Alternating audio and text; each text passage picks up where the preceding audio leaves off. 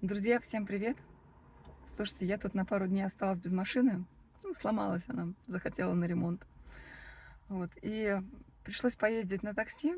И в одно прекрасное утро я отвезла Алину, а потом решила до дома прогуляться пешком.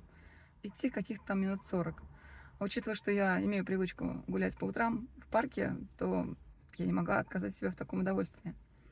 И знаете, мне понравилось. Я решила провести эксперимент. Когда пошла за ребенком, я решила пойти до школы и обратно вернуться тоже пешком.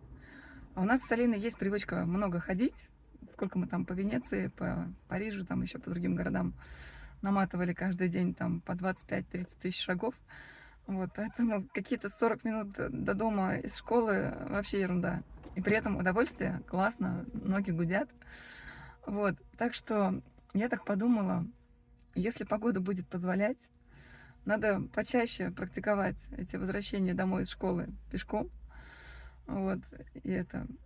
Так что, ребят, если увидите меня с ребенком или одну гуляющую в городе, не удивляйтесь, нам это нравится, мы кайфуем.